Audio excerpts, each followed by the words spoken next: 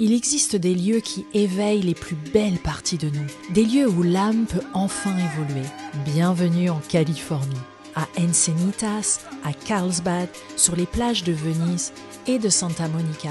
Je pars à la rencontre de ceux et de celles qui transmettent, qui osent vivre leur spiritualité au grand jour.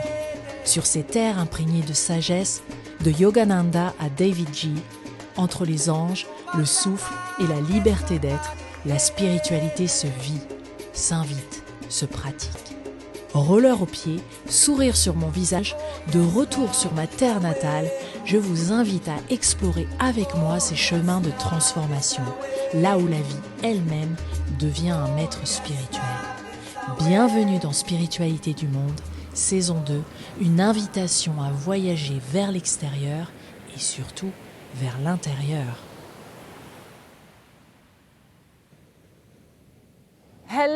Bonjour, c'est Lilou et bienvenue en Californie. Je suis à Carlsbad, au nord de San Diego, et je suis ici pour interviewer David G. David G est l'un de mes professeurs de méditation préférés. Pourquoi ? Parce qu'il est drôle, il est profond, son enseignement est profond. Et j'ai obtenu ma certification d'enseignant de méditation avec lui, ici même sur cette plage. Je suis donc ravi de partager avec vous son savoir, l'expérience que j'ai vécue ici et le temps que j'ai passé avec lui à Carlsbad, en Californie, au cours de plusieurs épisodes. Je vous invite à me rejoindre pour vivre cette expérience profonde, intense et transformatrice que la méditation nous offre. Venez avec moi. Certaines rencontres ne sont pas seulement des sources d'inspiration, mais de transformation. David G est mon professeur de méditation depuis 8 mois. Je me suis formée à ses côtés, j'ai pratiqué avec lui et j'ai passé une semaine entière à méditer sur cette plage en allant plus profondément à l'intérieur. Ce chemin a été véritablement transformateur. Il m'a ramenée à moi-même, à ma mission de vie, à ma clarté, à ma confiance. Aujourd'hui, je ressens une immense gratitude de pouvoir l'interviewer et de partager avec vous sa sagesse et ses messages accessibles et impactants.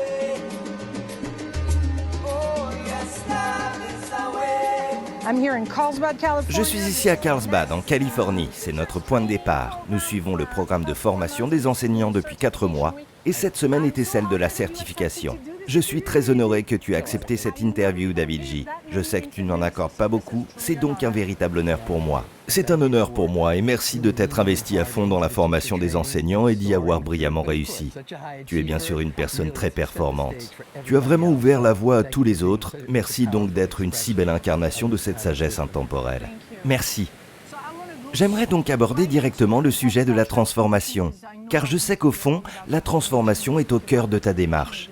Nous parlerons de méditation, des différentes pratiques, de tes mentors préférés, de tes méditations favorites, de la façon dont tu as intégré ces mantras, de ce qui t'anime et de la façon dont nous pouvons bénéficier de tes pratiques dans notre propre vie. Et donc, quand la transformation se produit-elle ? Quels sont les ingrédients nécessaires à la transformation de nos vies ? C'est une question très puissante. Je crois que la véritable transformation ne peut avoir lieu que lorsqu'il y a une convergence divine de 3 éléments. Le message. Le message doit vous parler profondément, toucher votre cœur. Le messager, quel qu'il soit, une personne, un livre, un moment, un enseignant, doit être une source de confiance. Ensuite, il y a le timing. Message, messager et timing. Ce moment ou timing, c'est comme une fenêtre ouverte sur la réceptivité. Il faut être réceptif et prêt à recevoir. Si l'un de ces éléments fait défaut, pas de transformation. On peut avoir le message et le messager parfait, mais si le moment n'est pas venu, c'est raté.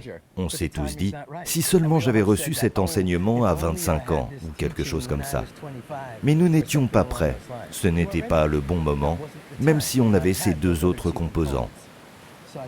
Il y a un autre aspect à cela. Je pense que donner du sens à nos rituels quotidiens est synonyme de transformation. Nous pouvons, par exemple, nous présenter chaque jour et pratiquer la guérison du cœur, le pardon, la méditation ou tout autre rituel pour nous connecter au calme et au silence. Le sens profond du rituel est également synonyme de transformation. Il existe de nombreuses façons d'y parvenir, mais je crois sincèrement que tout repose sur le message, le messager et le bon moment. Tu parles souvent d'intention également. J'imagine qu'une partie du processus consiste aussi à formuler l'intention de se transformer. C'est un pari risqué. On ne sait jamais ce qui nous attend dans ce processus. C'est un peu effrayant, on s'aventure en terrain inconnu. Tout à fait. Eh bien, tu vois, tu as emprunté une voie très originale dans ce processus. Car tu avais soif de connaissances. Tu étais vraiment curieuse, tu étais aventureuse, tu voulais vraiment te lancer et explorer. Or, tout le monde n'est pas intéressé. Alors c'est vraiment formidable quand quelqu'un te dit « Oui, oui, je crois que je suis prêt. Je crois que je suis prêt pour quelque chose de nouveau. Je crois que je suis prêt pour une renaissance. Je crois que je suis prêt à ne pas laisser la même vieille routine s'installer et à vivre quelque chose de nouveau, d'unique et de spécial. » Et je crois que c'est là que réside le véritable pouvoir. Quand quelqu'un te dit « J'en suis, je m'inscris, je suis partant pour ce changement, quelle que soit sa forme. »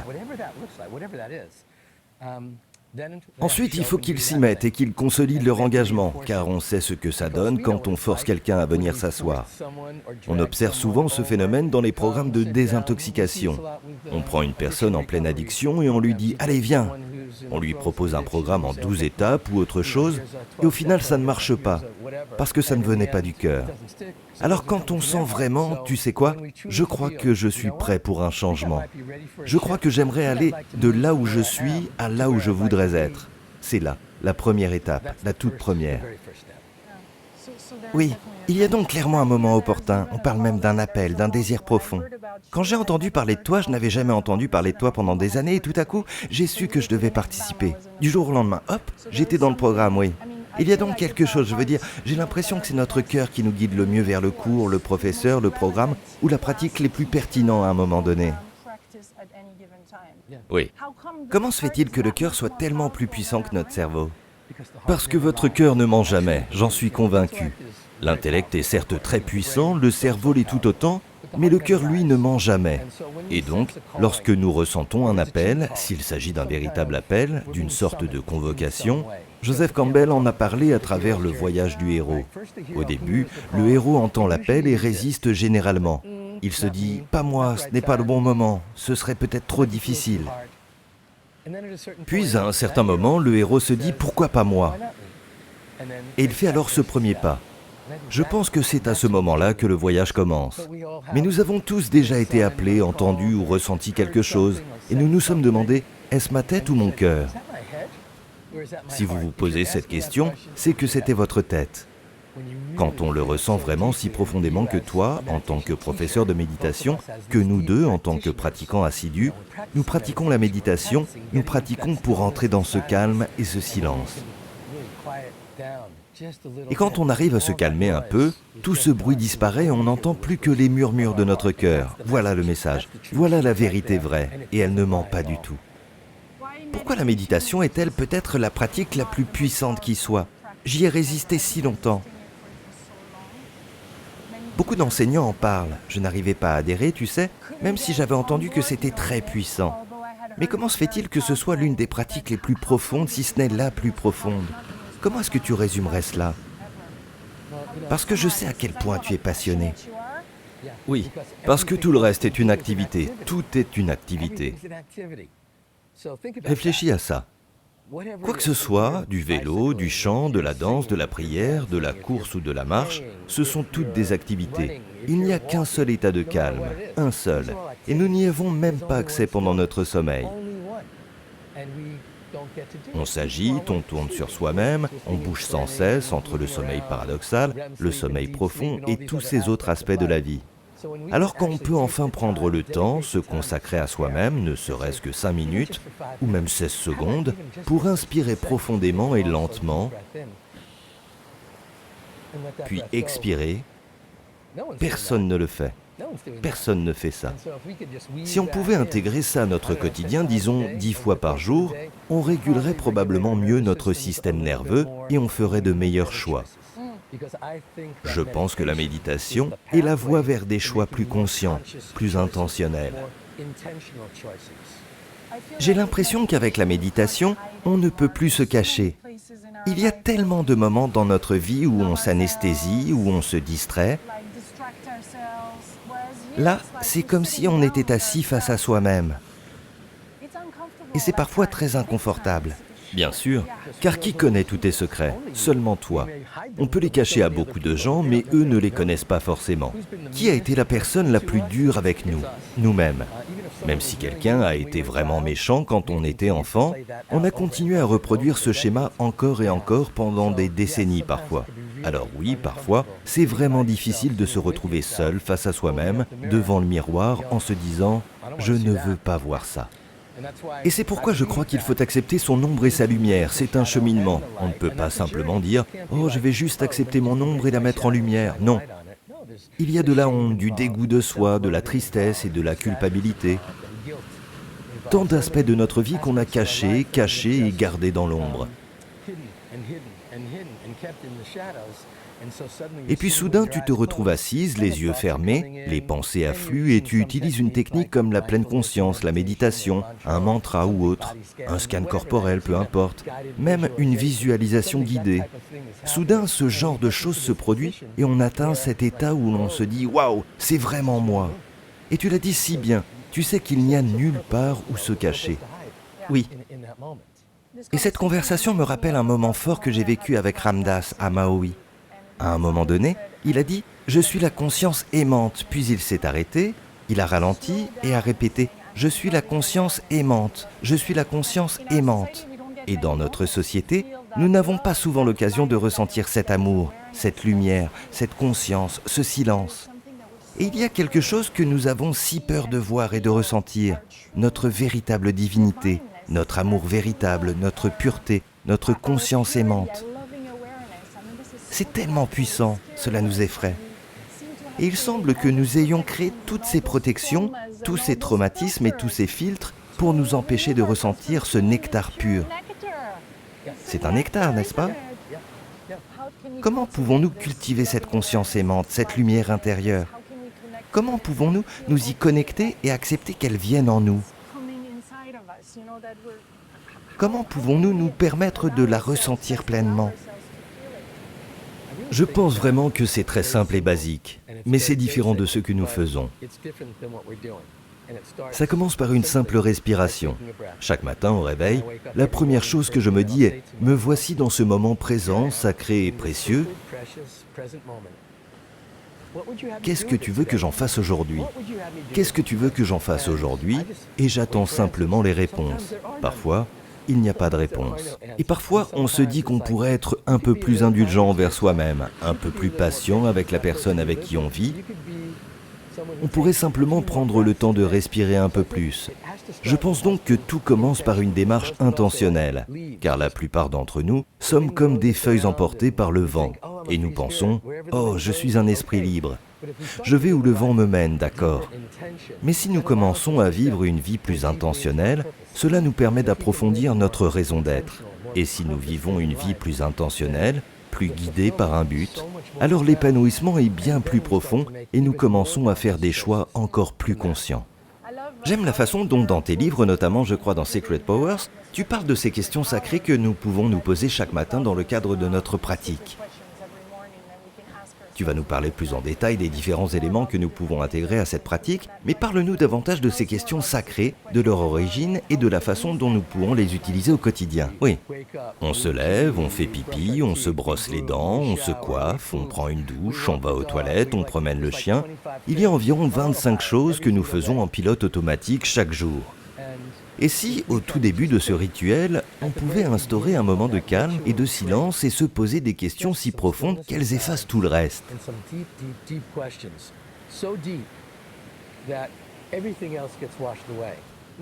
Pas des questions comme « Mon chèque a-t-il été encaissé? Ai-je payé cette personne? Ai-je envoyé cet email? Ou ai-je eu des j'aime sur ma publication d'hier ?» Pas ce genre de questions, des questions plus profondes. La question la plus profonde que l'on puisse se poser, on se la pose depuis des dizaines de milliers d'années. Qui suis-je? Se réveiller chaque matin et se dire « Qui suis-je ?» et laisser les réponses venir. Et encore une fois, parfois, il n'y aura pas de réponse. Mais quoi de plus profond? C'est vous, au plus profond de votre être. Qui suis-je? Et puis, on peut aller encore plus loin. Qui suis-je quand je suis au meilleur de moi-même? Il suffit d'accepter toutes les façons dont on se présente quand on est vraiment au top. Une autre question profonde, de quoi suis-je reconnaissant? Quelles sont les situations et les circonstances pour lesquelles je suis vraiment reconnaissant? Tout cela a fait l'objet de recherches scientifiques et neurologiques approfondies, menées par de nombreux centres de recherche et institutions universitaires à travers le monde. Je suis sûr que même la Sorbonne a des études incroyables sur la méditation, profondément cachées quelque part. Mais on peut se poser une question comme celle-ci. De quoi suis-je reconnaissant? 20 secondes de gratitude suffisent à s'imprimer dans notre corps et dans notre cerveau. 20 secondes. Alors on pourrait penser, oh je n'ai pas 20 secondes, mais ce n'est rien, c'est si facile. Et alors je sais que quelque chose s'est transformé en moi. Et une partie du cerveau est réellement impactée à ce moment-là. Notre cortex préfrontal s'active simplement en pratiquant la gratitude au quotidien. Alors on se demande qui suis-je? Qui suis-je quand je suis à mon meilleur? De quoi suis-je reconnaissant? Et puis on peut aller un peu plus loin. À quoi mon cœur aspire-t-il vraiment? Cela va plus loin que nos peurs, plus loin que notre culpabilité ou notre honte. On va au plus profond de nous-mêmes, jusqu'à l'essence même de ce que nous sommes. Et puis, on laisse notre cœur répondre à ces questions. Et là, on commence sa journée en se disant « Waouh, quoi de mieux ?»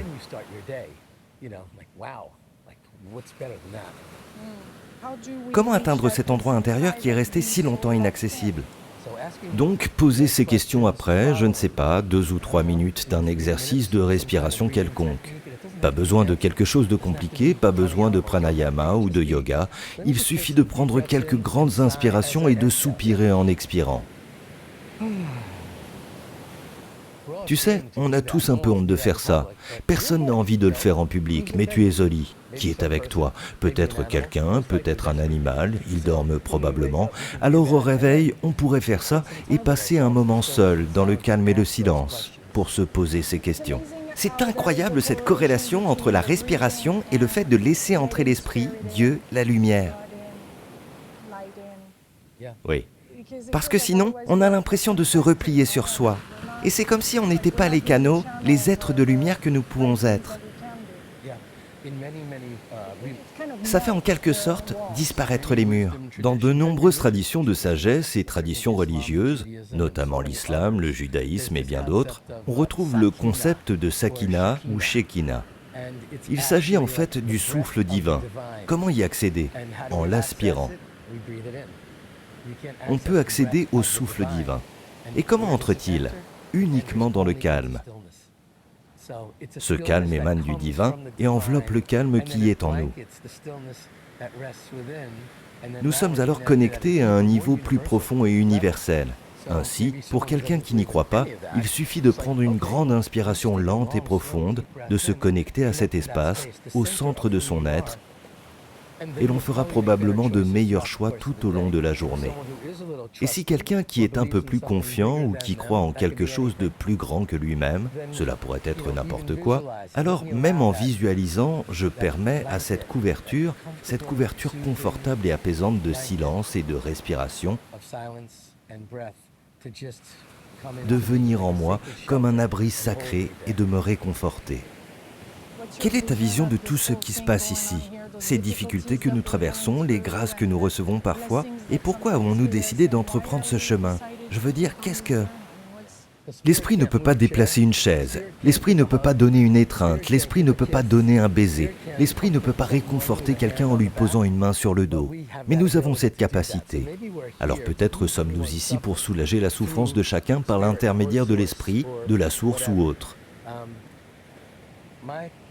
J'ai le sentiment qu'à chaque instant, nous sommes ici pour accomplir notre devoir. Pourquoi êtes-vous ici maintenant? Et je pense que c'est la question la plus puissante que nous puissions nous poser. Pourquoi êtes-vous ici maintenant? Que faites-vous ici? Qu'est-ce qui vous a amené ici? Une personne qui regarde peut soudainement s'approprier cela et se guérir, et alors se propage la puissance de sa vague. Alors quelle que soit votre vision de la vie, que vous croyez ou non à la réincarnation, à ce qui se passe après la mort, etc., je ne sais rien de tout ça. Mais je sais que pendant notre séjour ici, nous nous sentirons probablement encore plus épanouis, plus accomplis, si nous pouvons aider quelqu'un d'autre. Si nous pouvons partager ce que nous aimons faire et ce pourquoi nous sommes doués avec quelqu'un d'autre sur son chemin. et qu'il le fasse, et le fasse encore, et qu'avec le temps, l'effet se propage.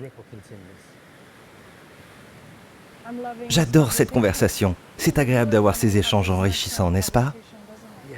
Oui, oui, parce que ces mots brûlaient d'être entendus par toi et prononcés par nous depuis toujours. Nous n'en avons simplement jamais eu l'occasion ou les circonstances. Tu as parlé d'accomplissement de soi, cela m'a fait penser à l'autobiographie d'un yogi. Oui, Paramahansa Yogananda. Comment résumerais-tu cette réalisation de soi? Eh bien, c'est passionnant. Figure-toi que nous sommes ici en Californie du Sud, à Carlsbad, et à environ 8 km d'ici, à Encinitas, se trouve le centre de la réalisation de soi. C'est en fait le sanctuaire. C'est là que Yogananda a écrit Autobiographie d'un yogi. Et si certains ne savent pas de quoi il s'agit, George Harrison a raconté qu'il en achetait des piles de ce livre. C'était avant Amazon. Et il en offrait à tous ceux qu'il croisait sans distinction. Mais tu sais, ce livre renferme véritablement une idée, celle des possibilités infinies. Il explique que beaucoup de choses auxquelles nous aspirons dans ce monde matériel sont à notre portée. Que ce soit l'affection des autres, le nombre de j'aime sur une publication, une belle somme d'argent ou encore des biens matériels agréables, ce qui est très bien. Nous devrions nous en réjouir, surtout lorsque nous obtenons ce pourquoi nous avons tant travaillé. Mais les enseignements anciens nous apprennent que rien n'est permanent. Ainsi, cette belle voiture que nous achetons finira par vieillir et tomber en panne. Et notre maison ne résistera peut-être pas aux intempéries. Un ouragan pourrait s'abattre sur nous ou autre chose. Nos chers animaux de compagnie. Oui, oui. Mon chien Peaches, la princesse Bouddha. Tu sais, nos chiens, c'est une question difficile. Pourquoi garder un animal dans sa vie en sachant qu'on lui survivra? Pourquoi s'infliger cela? Parce que ce sont quelques courtes années d'amour véritablement inconditionnel. Et tu sais, toute chose naît, vit son temps, puis disparaît.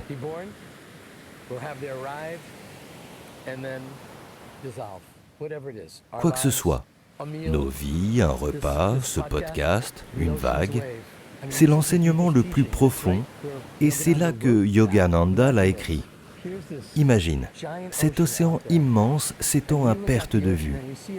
Et nous regardons l'océan et nous le percevons comme une entité unique.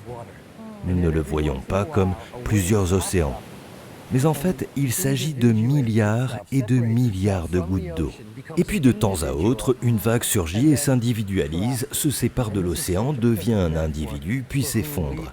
C'est une métaphore parfaite de ce que nous sommes dans cette vie. Peut-être faisons-nous partie de ce gigantesque flux cosmique, puis soudain nous nous séparons de ce flux et nous nous incarnons dans ces enveloppes de chair. La tienne a ton apparence, la mienne a mon apparence, et ainsi de suite. Nous exécutons cette petite danse durant toute une vie, puis nous retournons au flux cosmique. Il y a donc beaucoup d'enseignements dans Autobiographie d'un yogi, mais l'un des plus profonds est que notre existence est finie. Elle prendra fin. N'avons-nous donc pas l'obligation de nous manifester et de donner le meilleur de nous-mêmes? Non pas de faire des posts sur des réseaux sociaux, mais de se donner à fond et de faire de notre mieux, car cela aussi prendra fin, cela aussi passera. Et cela n'est pas censé nous rendre tristes. Ça devrait nous donner envie de célébrer. Waouh, quel cadeau d'être ici et maintenant. Mettons-nous au travail. Je vais vraiment changer de vie, je vais me mettre au service des autres, je vais aider, je vais soigner quelqu'un en utilisant ce que j'aime faire. Et alors, chacun s'épanouit. Oui, ça nous donne beaucoup de force, n'est-ce pas? Oui, c'est le moteur de tout. Parce que quand on fait quelque chose au service des autres sans s'épanouir, on commence à éprouver du ressentiment et au final, personne n'en retire rien, n'est-ce pas? On l'a tous fait. On a tous fait une corvée pour quelqu'un sans en avoir envie. Et la personne nous a remerciés, mais elle savait qu'on n'avait pas envie de le faire et c'était vraiment horrible à tout point de vue. Mais imagine si, au lieu de ça, on s'était présenté en disant « Vous savez quoi? Mon emploi du temps est vraiment chargé, mais oui, je vais le faire, et je serai au top. » Alors, on devrait toujours être au top, quoi qu'on fasse. Des grands oui, en effet, parce qu'on ne peut pas être à deux endroits à la fois. Alors ne regrette pas ce que tu n'as pas. Comment vois-tu les non? Quand on dit non aux gens, aux choses de notre vie, même à une transformation, ou qu'on refuse de profiter de la beauté de la vie, ou simplement de passer du temps avec certaines personnes. Eh bien, dire non est en fait très utile, tout comme dire oui, très utile si cela respecte nos limites. Mais si on dit non par peur ou par désespoir,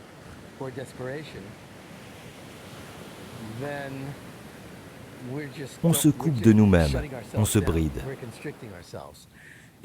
Si on dit non parce que dire non nous est vraiment utile, réconfortant ou nous rend plus forts, par exemple si je dis non à la 10e chose d'affilée et que je me repose pendant 1 heure, au lieu de dire oui à tout le monde parce que j'ai déjà dit oui à 7 personnes, alors je reprends mon souffle et je peux repartir à zéro. Donc, prendre soin de soi est tellement important et je pense que dire des oui sacrés et des non hors de question est essentiel dans ce cheminement. J'adore! J'aimerais continuer cette conversation avec toi au bord de ce magnifique océan. On y va? Ça te va? Oui. Génial, j'adore! Passer ce temps avec David G a été profondément éclairant. J'aime son humour, la profondeur de ses enseignements et surtout leur dimension très concrète. Des outils que l'on peut réellement appliquer dans notre vie quotidienne. Je suis profondément reconnaissant de l'avoir rencontré et d'avoir ressenti cet appel intérieur à rejoindre son programme de formation. Aujourd'hui, la méditation fait partie de mon quotidien et cela a tout changé.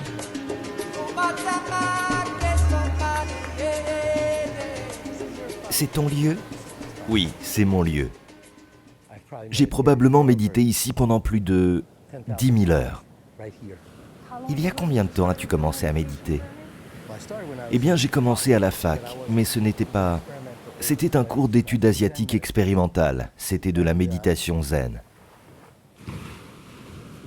Excuse-moi, mais regarde. Il y a une immense volée de pélicans. Et ce sont les enseignants divins, de la facilité sans effort.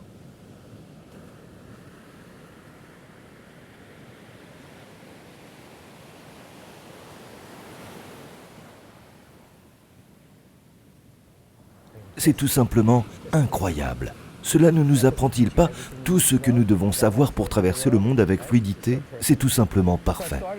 J'ai donc commencé dans ce cours. Nous étions 12, nous étions assis en cercle. Notre maître zen se tenait dans un coin. On nous a dit de lever la main lorsqu'une pensée nous traversait l'esprit.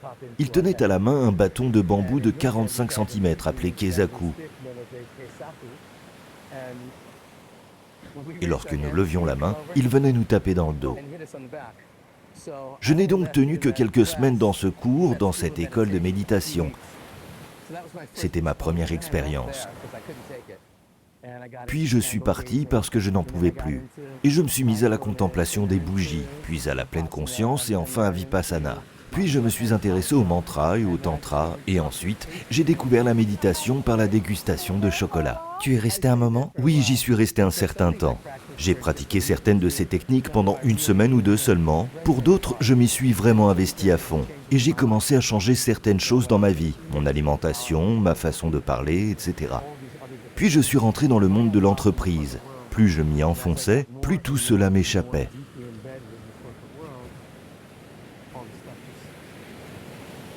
Je me suis rendu compte que je troquais ma méditation matinale contre un trajet en train et ma méditation du soir contre un verre de scotch. C'était tout. Et puis, j'ai aussi remarqué qu'à un moment donné, tout l'équilibre avait disparu de ma vie. Je me disais, ah, j'appréciais vraiment cet équilibre, mais maintenant j'y suis. Et ça a duré des années. À New York? À New York, oui. Au World Trade Center. C'était ma première visite là-bas. Mais oui, à New York, dans le monde de la finance et... Enfin, j'étais bon, mais ce n'était pas épanouissant. Je ne me sentais pas en phase avec le milieu dans lequel j'évoluais. et le travail que je faisais ne me nourrissait pas vraiment. Du coup, ça a été une véritable rupture. C'était le 11 septembre, une rupture totale.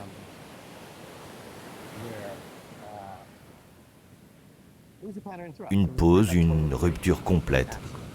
Et à ce moment-là, j'ai entamé mon cheminement. Mange, prie, aime. Sans la nourriture ni l'amour. Et c'est là que j'ai redécouvert la méditation. Quand tu as dit « mange, prie, aime », cela signifie que tu étais à genoux, comme Elizabeth Gilbert, au plus profond de ton désespoir? Peux-tu décrire ce moment? Oui. Plusieurs choses y ont contribué. Premièrement, je menais une vie très insatisfaisante. Deuxièmement, j'essayais de paraître quelqu'un d'autre. On pourrait appeler ça le syndrome de l'imposteur, ou jouer un rôle, ou simplement avoir une façade, ou ne pas être moi-même. Et c'est épuisant, n'est-ce pas? On a tous connu ça d'une manière ou d'une autre. C'est tout simplement épuisant. Et puis quelques mois avant le 11 septembre, les attentats contre le World Trade Center, je travaillais au 82e étage de la tour 2. Environ 3 mois avant ces attaques, mon associé et moi avons accepté un poste dans une autre entreprise. Nous sommes donc allés travailler quelques pâtés de maison plus au nord. Alors, le 11 septembre, nous étions sur le toit de ce nouvel immeuble, regardant 17 pâtés de maison plus bas, quand le 82e étage s'est effondré et que tous ceux qui y travaillaient sont morts. J'ai alors ressenti une profonde tristesse, des regrets, la culpabilité du survivant et toutes sortes d'autres façons d'appréhender la situation. C'est une expérience traumatisante. C'est un traumatisme. Tu sais quelle est la définition d'un traumatisme? Quand votre vision du monde est complètement bouleversée. Tout ce que vous pensiez ne correspond pas à la réalité. Ça peut arriver quand on est petit, ça peut arriver dans une relation, ça peut arriver dans des situations comme celle-ci. Alors, je ne savais pas comment réagir. J'ai donc entrepris un cheminement vers la plénitude. À ce moment-là, oui, j'étais comme dans un labyrinthe de verre, en proie à une véritable agonie. Et tu sais, la nuit noire de l'âme se manifeste différemment chez chacun. Pour moi, c'était des sanglots, une tristesse profonde, des envies de suicide et l'incapacité de trouver un refuge où me sentir en sécurité.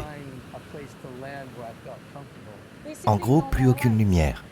Plus de lumière, plus d'ombre, plus d'obscurité, rien de tout ça.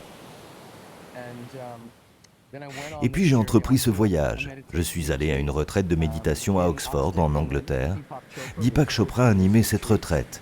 Je n'avais jamais vraiment entendu parler de lui. Mais ce travail t'intéressait visiblement, puisque tu avais déjà parcouru un long chemin. C'est très intéressant que tu poses cette question, Lilou. Je ne savais pas ce que je voulais, mais je savais ce que je ne pouvais plus supporter. Alors quand on m'a proposé ça, je me suis dit, je n'ai aucune idée de ce que c'est, mais je ne peux plus rester là une seconde. Je prends, j'y vais. Je vais voir ça de plus près. Parce que j'étais en quête de réponse, en quête de guérison, et j'essayais simplement de sortir de ma souffrance. Et après avoir médité, on méditait beaucoup, c'était à Oxford, environ 4 ou 5 heures par jour. Et au bout de 3 jours, j'ai ressenti une sensation intérieure tellement inhabituelle. Je me suis dit, qu'est-ce que c'est? C'était de la joie. Je n'avais pas ressenti de joie depuis peut-être 20 ans. Et je me suis dit, mon Dieu, j'en veux plus, j'en veux plus. Alors bien sûr, j'ai fait ce que tout le monde fait après une révélation. Je suis parti en Inde à la recherche du gourou. Voilà. J'ai quitté Oxford, je suis allé au consulat américain, j'ai obtenu un visa. Je suis parti pour l'Inde avec un visa de 6 mois et j'ai commencé à explorer. Je me levais chaque jour. Dans quel ashram? Des tas. Tu sais, ça a duré 6 mois. J'ai voyagé partout. Je suis d'abord allé à Delhi et je pensais y passer 1 mois. J'y ai passé 3 jours à méditer et à pratiquer le yoga. Ensuite, je suis allé à Varanasi et je me suis dit, c'est ça qu'il me faut. Je pensais y passer 1 journée, j'y ai passé 1 mois. Puis je suis parti dans l'Himalaya pour rencontrer sa sainteté le Dalai Lama. Il n'était pas là cette semaine-là, alors je me suis dit, bon, peut-être une autre fois. Et j'ai fini par rencontrer le Dalai Lama. Plus tard, j'ai même été présenté à lui par le groupe Metallica. Metallica et sa sainteté le Dalai Lama, James Hetfield, le chanteur. Super cool! Tu sais, ils sont vraiment adorables. Ce sont des gens incroyablement profonds, lucides et d'une grande bonté dans ce groupe. C'était des années plus tard, parce qu'il faisait des choses avec sa sainteté dans le nord de la Californie. Mais cette fois, il n'était pas là et je me suis dit, ce n'est pas grave, je l'accepte.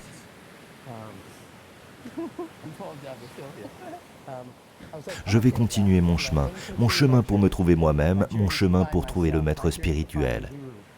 Et j'ai nagé dans les bassins sacrés, j'ai fait des pujas dans le Gange, et chaque soir, il y avait une arti et une cérémonie du feu, et chaque matin, je chantais le Triambakam et le mantra Gayatri, je le vivais pleinement.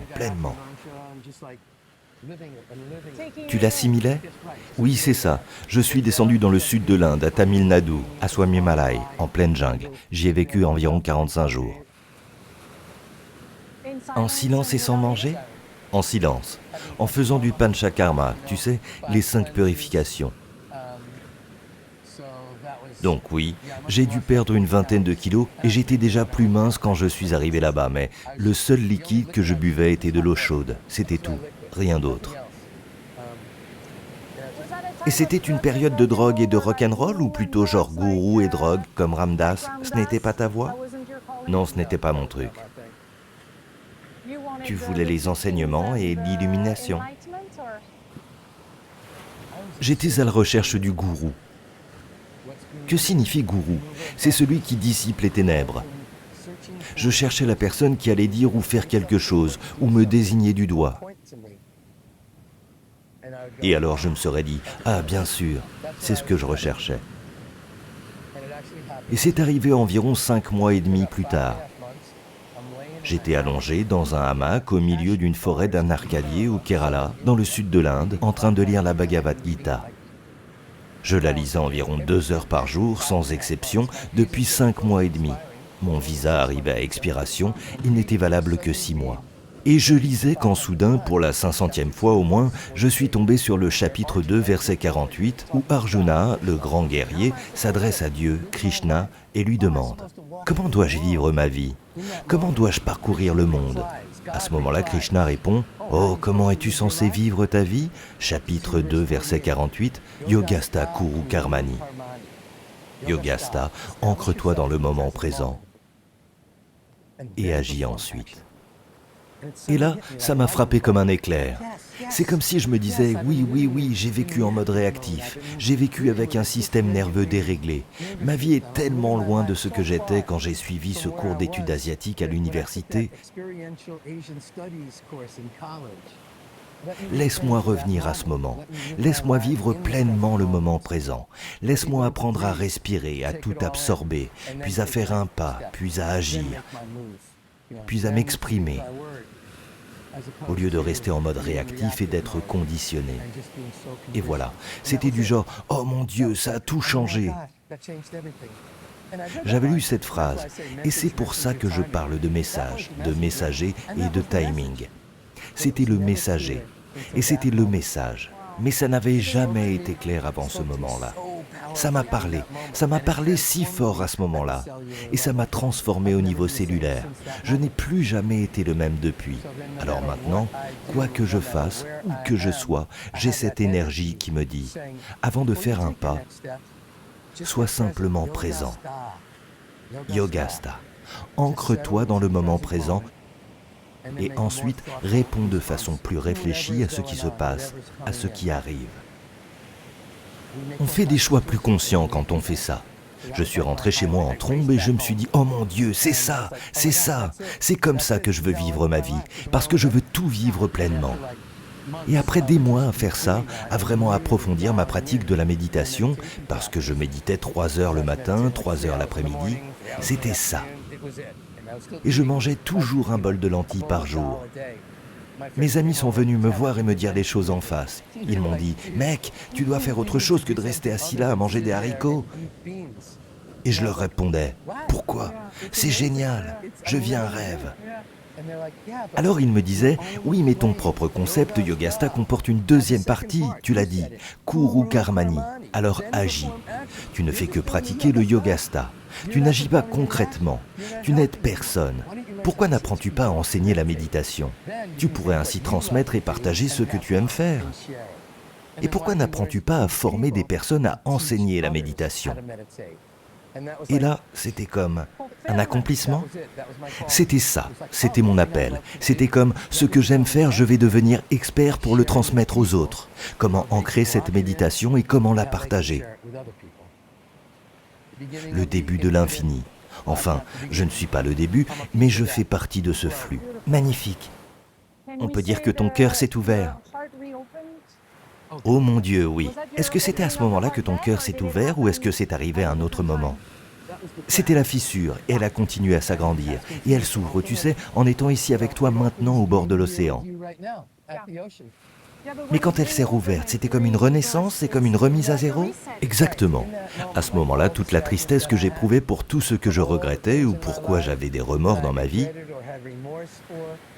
à ce moment-là, je me suis dit, je vais reprendre le contrôle de ma vie. Je vais pardonner à tous ceux qui m'ont blessé. Je vais me pardonner à moi-même. Réparer mes torts envers tous ceux qui ont compté dans ma vie et je vais commencer une vie au service des autres. Une vie pleine de sens et de but. Et soudain, mon traumatisme est devenu un élément fondamental pour tout le reste de ma vie. Ce n'était plus cette chose triste et horrible, c'était ce magnifique cadeau qui m'avait été offert. Pour que tu grandisses?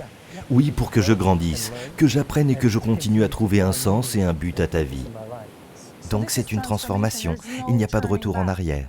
Ce n'est pas un changement, le changement on peut toujours revenir en arrière. C'est une transformation pure, une évolution. On ne peut pas se baigner deux fois dans le même fleuve. C'est comme si une fois qu'on a fait ça, il n'y avait pas de retour en arrière. Est-ce l'éveil? Est-ce l'illumination? Comment définis-tu l'illumination? Qu'est-ce que ça représente pour toi? Ces deux mots, l'éveil, c'est ce que signifie le Bouddha. Tu sais, l'éveillé. Et l'illumination, c'est ce que les gens prétendent pour convaincre les autres de les écouter. Oh mon Dieu, j'ai entendu ça. Alors j'hésite même à utiliser ces termes. Est-ce que je guéris? Oui. Est-ce que je m'éveille? Absolument. Est-ce que j'apprends? Est-ce que j'apprends à m'aimer plus profondément et à aider les autres à s'aimer plus profondément? Absolument. Est-ce que je vois des choses que je n'avais jamais vues auparavant? Oh oui. Est-ce que je ressens l'énergie? Est-ce que je perçois les choses? Et est-ce que je sais, plus ou moins, ce qui se déroule au fur et à mesure en vivant ce déploiement? Oui. Mais peut-être s'agit-il simplement d'avoir cultivé une connexion plus profonde avec le moment présent, plutôt que d'être éveillé ou illuminé. Tu as rencontré des enseignants, comme moi, qui s'identifient à leur ego, à leur travail. Et c'est ce qu'on appelle l'ego spirituel. C'est une réalité. Comment fais-tu pour, non pas te tenir à l'écart, mais pour rester concentré, authentique et sincère? Parce que c'est rare. Eh bien, si tu crois vraiment à ces enseignements, les anciens enseignements de la Bhagavad Gita disent « Il vaut mieux accomplir son devoir imparfaitement que d'accomplir celui de quelqu'un d'autre parfaitement. » C'est pourquoi il faut vivre et laisser vivre. S'ils font ce qu'ils veulent et qu'ils sont illuminés, tant mieux. Amusez-vous, faites-le. Ce n'est pas ma voix, tu sais, ce n'est pas mon propos. J'ai rencontré tellement de gens dans ma vie, des grands guérisseurs, des enseignants, des gourous, et ceux qui prétendent être nés illuminés. Que pourrais-je apprendre d'eux? J'ai passé du temps recroquevillé en position fétale, le cœur brisé de douleur. J'ai eu le cœur brisé tant de fois. J'ai blessé d'autres personnes. J'ai besoin d'apprendre de quelqu'un qui a été durement touché et qui s'est relevé. Et je pense que dans la vraie vie, c'est différent. La théorie, c'est bien beau, mais le chemin vers la félicité n'est pas toujours lui-même un chemin de béatitude. Lâchez le micro. Voilà. Je pense que tant qu'on garde les pieds sur terre, comment faire? En prenant les choses avec légèreté, en ne se prenant jamais au sérieux, jamais. Parfois, je me surprends à prendre quelque chose très au sérieux. Alors je me fais plaisir, je prends une grande inspiration et je ris. Et puis je me dis, comment mieux me comporter ? Et si ce n'était pas vrai ? Et si je me trompais ? Et si je n'avais jamais eu raison ? Et si je n'avais pas eu raison depuis le début ? Qu'est-ce que ça ferait ? Ce sont d'excellentes questions. Tu sais, tu m'accompagnes dans ce cheminement depuis plusieurs mois. Tous les conseils que je t'ai donnés, ce ne sont que des suggestions et des enseignements. Mais c'est ce que j'apprécie chez toi en tant que professeur. Impliqué mais sans dogmatisme, tu vois. Et on garde une ambiance détendue et amusante pour que petit à petit ta vie change et que tu aies envie d'en faire plus. Et naturellement, tu commences à faire les mudras ou à pratiquer un peu plus, quelques minutes de plus. Exactement, et tu fais tout le travail. Je maintiens l'espace et le cadre, je fais des suggestions ou j'oriente, mais c'est toi qui fais tout le travail. Tu as fourni tout le travail difficile dans ce processus. Tu as tes propres épiphanies et je crois que tout est une co-création. Alors je m'attribue une part du mérite d'être dans ta vie et tu devrais t'attribuer le mérite d'être dans la mienne. Nous prenons tous des décisions et nous co-créons. Et il y a évidemment quelque chose de plus grand que nous qui co-crée avec nous tout au long du chemin. Mais quand les gens disent « Eh bien oui, je suis illuminé », je ne pense même pas que Bouddha ait dit cela. Après avoir eu son illumination, après 49 jours de méditation sous le figuier des pagodes, qu'ils ont nommé arbre de la Bodhi après qu'il soit devenu illuminé. Il est allé à Sarnath et ses disciples lui ont dit « Waouh mec, tu es tellement différent, es-tu illuminé ?» Et c'était presque comme ce que Jésus a dit. Il a répondu « Illuminé ? Je n'en suis pas si sûr. Mais je suis éveillé. » C'était tout simplement parfait. Et je pense même, nous avons regardé ce film sur Yogananda qui s'appelle Éveillé, que c'est un cheminement pour chacun. On peut prétendre « Oh, je suis illuminé », mais vous connaissez cette citation de Jack Kornfield, je crois. Vous pensez être illuminé ? Invitez vos parents pour le week-end.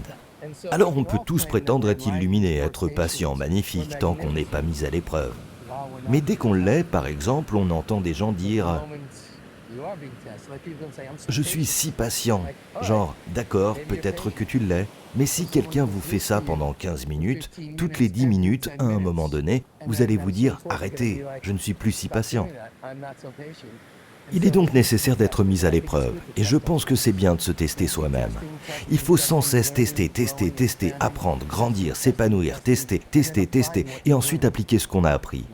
Il faut vivre cet enseignement. Est-ce cela l'illumination ? Je ne sais pas. Donc enseigner, par exemple ? Je le pense, parce que c'est authentique, alors ça coule tout seul. Il existe une définition intéressante de l'éveil. L'éveil consiste à pouvoir appréhender simultanément deux pôles opposés, deux choses diamétralement opposées au même instant.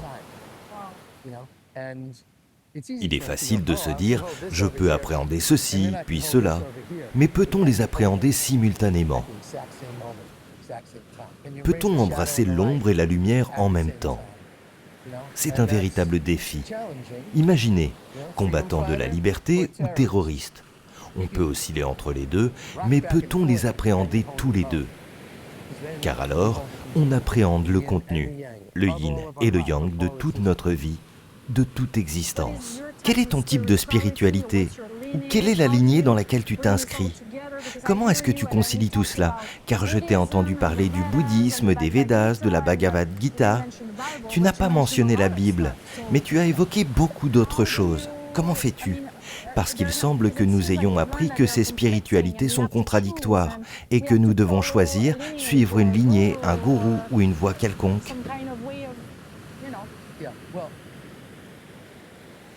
Eh bien, merci de me poser cette question.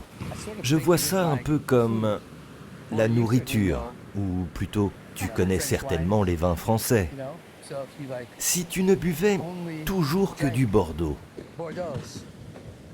tu ne connaîtrais jamais la finesse d'un Bourgogne.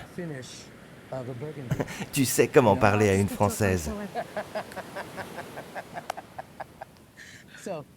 Donc c'est un peu comme ça. Devrions-nous ne manger qu'une seule chose ?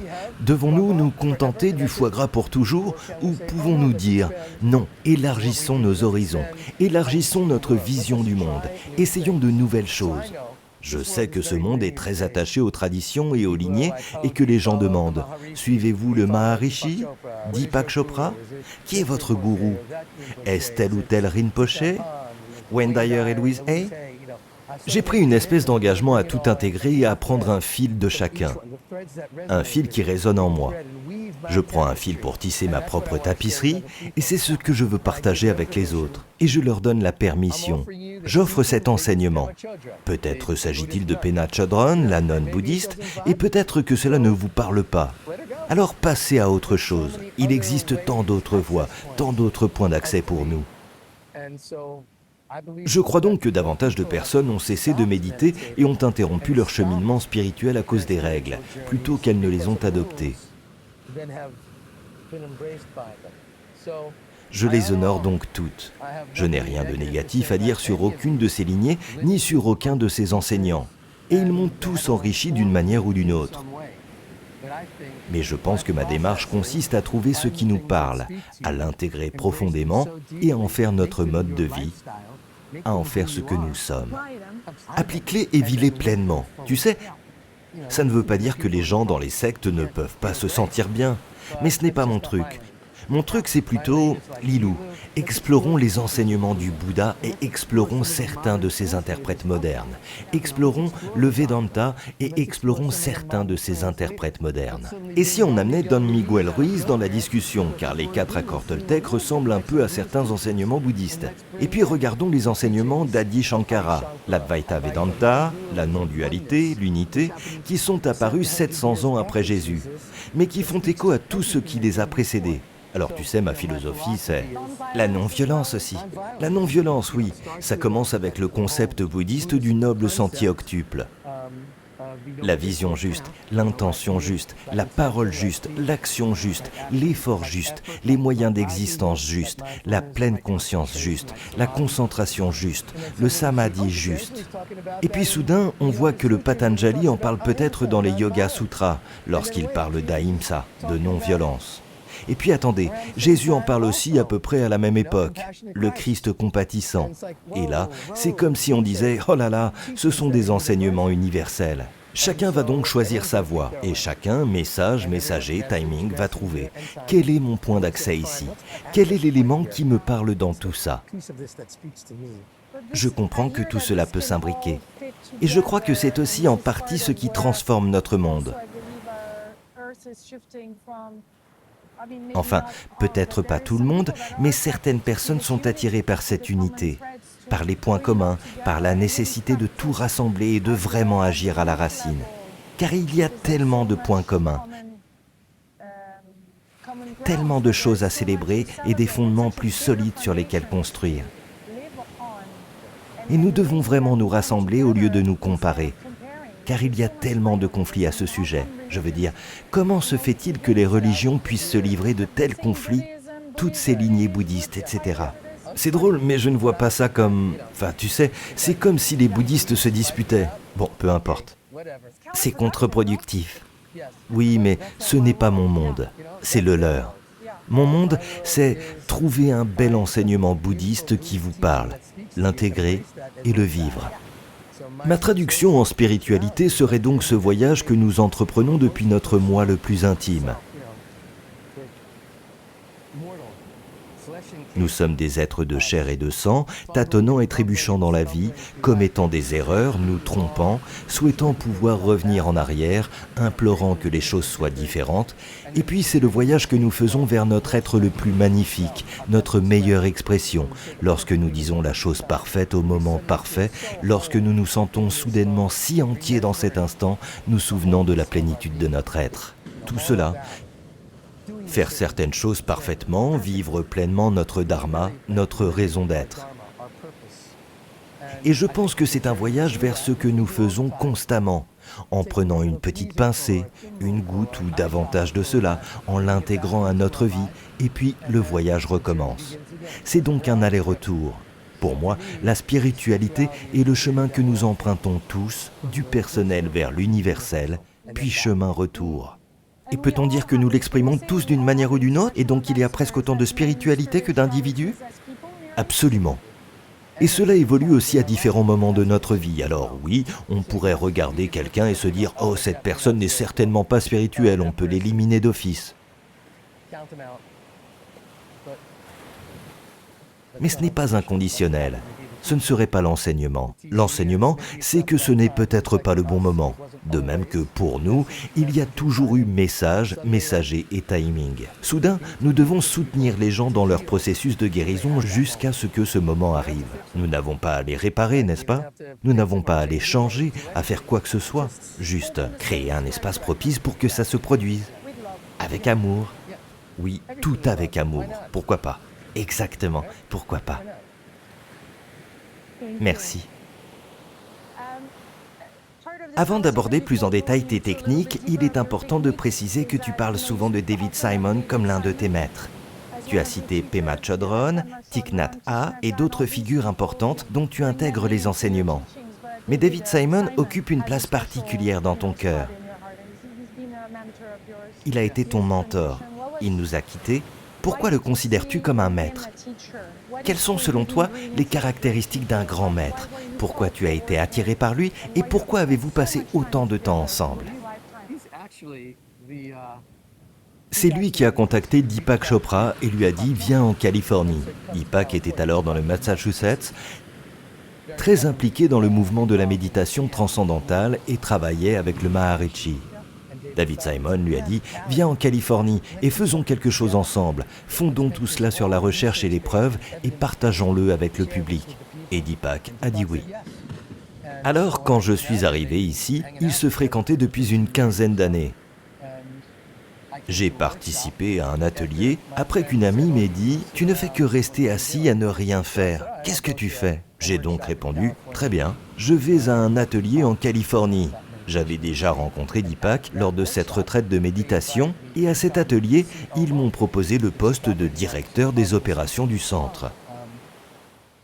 Genre le 3e jour. On n'arrêtait pas de me demander « Que fais-tu dans la vie? Qu'est-ce que tu fais dans la vie ?» Et je répondais « Rien, je ne fais rien. Je passe mes journées à méditer. » Mais dans une vie antérieure, j'aidais des entreprises à se redresser. Et je les aidais à passer à la vitesse supérieure. Et ils m'ont dit « Ah, c'est exactement ce que nous recherchons. Peut-être que tu aimerais nous rejoindre ?» Et j'ai dit « Parfait, j'en suis. » David Simon était donc l'autre moitié de ce processus. Deepak était une moitié et David l'autre. David était un neurologue brillant, un médecin vraiment brillant. Il m'a dit « Tu n'es pas obligé de choisir une voie.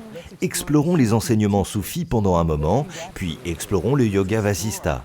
Explorons la Bhagavad Gita, explorons les enseignements sur l'existence du Bouddha, explorons tous ces enseignements anciens. Et pour une raison que j'ignore, il m'a pris sous son aile. On venait ici, on marchait. Le centre Chopra était environ à 20 minutes par là. On marchait jusqu'ici et on venait s'asseoir pour méditer. Il était vraiment très encourageant et c'est la première personne de ma vie. Il t'a vu, il m'a vu moi, pas mes parents, pas mon enfance. Il a vu en moi plus que je ne voyais moi-même. Et comment refuser ça? C'est tellement rare, ça ne m'était jamais arrivé auparavant. On est devenus très proches. Il n'a aucun ego, tu vois. Et en collaborant avec Deepak Chopra, une des plus grandes sommités de la planète, David Simon ne cherchait pas à se faire remarquer ni à obtenir gloire ou célébrité. Il était tellement à l'aise avec qui il était. Il m'a donc appris à être à l'aise avec qui je suis. N'essaye pas d'être Deepak. N'essaye pas d'être moi. N'essaye d'être personne. Sois toi-même et rayonne.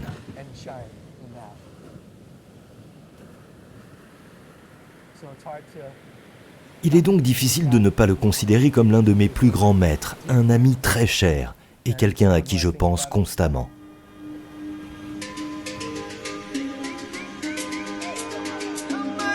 Quel privilège de vivre cet échange avec David J, ici, face à l'océan. Mais au-delà de cette conversation, il y a eu une semaine entière, intense, transformatrice. Après 8 mois de formation, je suis maintenant certifiée et surtout formée à guider des méditations avec responsabilité et cœur.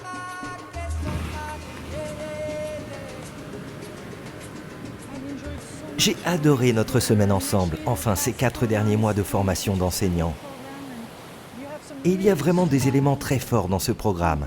Tu sais, certains de tes enseignements sont au cœur de ce que nous avons vécu et j'aimerais en parler, car ce n'est pas révolutionnaire en soi, mais la façon dont tu orchestres tout cela et dont tu nous fais vivre cette expérience, grâce à ta présence et ton enseignement, la rend extraordinaire.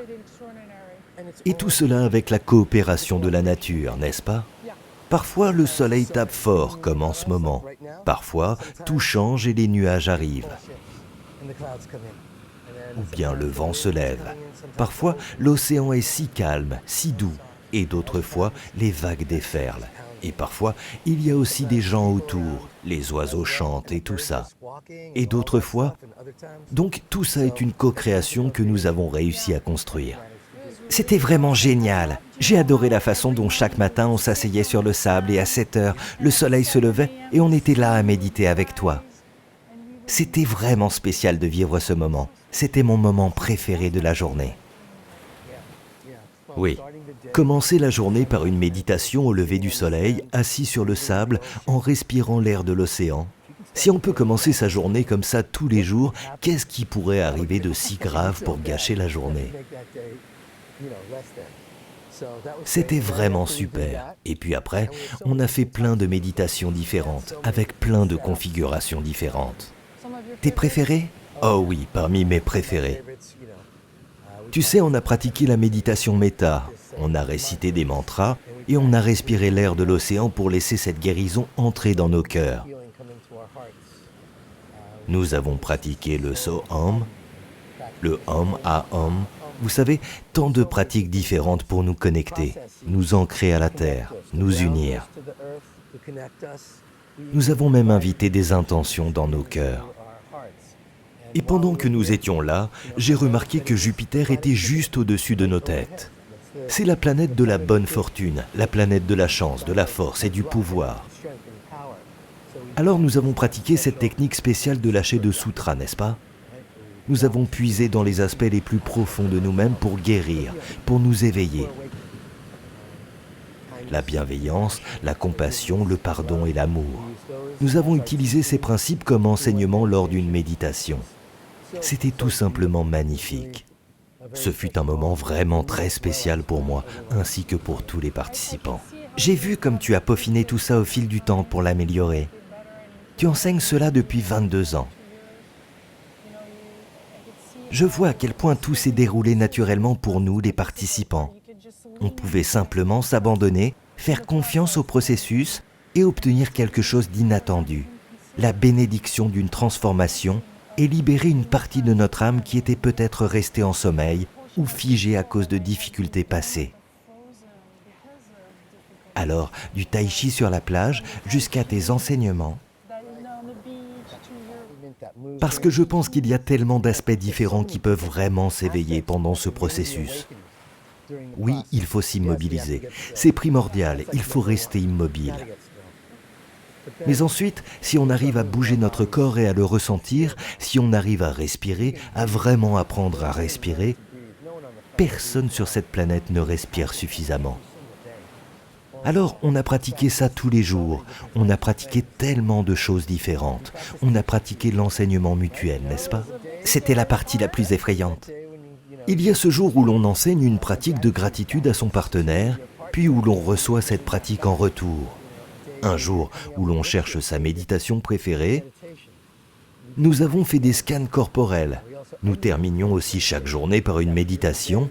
Il y a eu ce magnifique jour où tout le monde était allongé sur le sable et où nous avons fait des scans corporels. J'ai adoré ça, pour nous permettre de nous détendre, de lâcher prise et de guérir.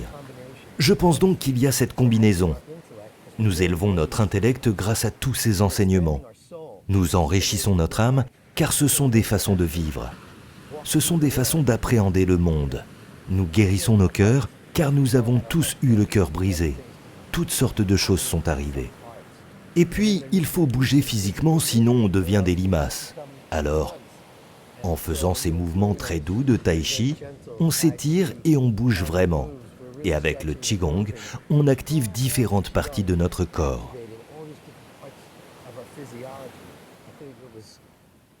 Je pense que c'était vraiment spécial. On a aussi fait du rééquilibrage des chakras et des soins sonores. C'était tellement riche, tellement intense.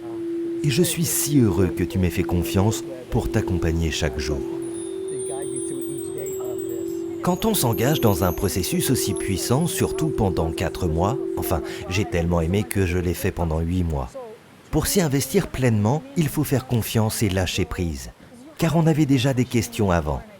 Je me suis renseigné sur toi, j'ai regardé des vidéos, j'ai lu tes livres et je me suis dit « Ok, c'est ça ». Alors on fonce. Ensuite, on s'abandonne au processus et on se laisse aller, sinon les blocages restent au-dessus de soi et la transformation ne se produit pas. Alors merci d'avoir abordé le sujet sous différents angles pour qu'il finisse par se révéler. Chacun apprend différemment et chacun est touché différemment. Certaines personnes ont un esprit d'ingénieur et ne retiennent que l'aspect intellectuel. Mais une fois qu'elles l'ont appris, elles commencent peut-être à relâcher un peu leur blocage et à ouvrir un peu plus leur cœur. Pour certaines personnes, tout doit venir du cœur. J'ai donc essayé de créer les multiples facettes d'un diamant, une myriade de dimensions, pour que chacun puisse se dire soudain « Tiens, ça me parle ». J'ai adoré crier, prendre cette pierre et la jeter à la mer, puis brûler notre papier. Oui, suivi de la cérémonie du feu sacré. C'est un processus vraiment génial, merci. Oui, tellement enrichissant, tellement bien. Je sens plus de légèreté dans mon cœur. Je me sens en sécurité pour aller et rayonner. Et je pense que pour moi, la communauté est essentielle. Et je sais que c'est le cas pour toi aussi. Alors que tu sois présente dans tant de communautés différentes et que tu sois un membre si important de celle-ci, c'est formidable. C'est donc un parcours individuel, mais aussi un parcours communautaire, collectif. Parce que c'est ensemble que nous allons y arriver. Tout à fait, personne ne réussit seul. On peut avoir l'impression d'agir seul, il faut tout un village. Eh bien, merci pour ce voyage extraordinaire. Merci de l'avoir organisé. Merci d'avoir quitté le monde de l'entreprise et d'avoir posé tes fesses sur le sable. Eh bien, merci de t'être téléporté de France jusqu'ici. Et maintenant, tu peux retourner en France et rayonner dans tous ces endroits magnifiques, même à Paris, la ville lumière, n'est-ce pas? Je suis tellement impatient de voir où tout cela te mènera dans le monde. C'est la force de ta vague. Alors, bénédiction sur toi. Bon voyage. Merci. Et je suis impatiente de voir comment vous allez intégrer ces enseignements et cette méditation dans votre vie. Merci David J. Merci pour ce moment partagé.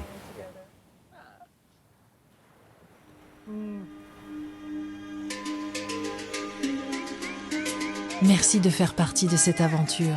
Si cet épisode vous a touché, inspiré, nourri, n'hésitez pas à le transmettre, à en parler autour de vous et vous abonner à ma chaîne YouTube. On se retrouve très vite pour la suite du voyage.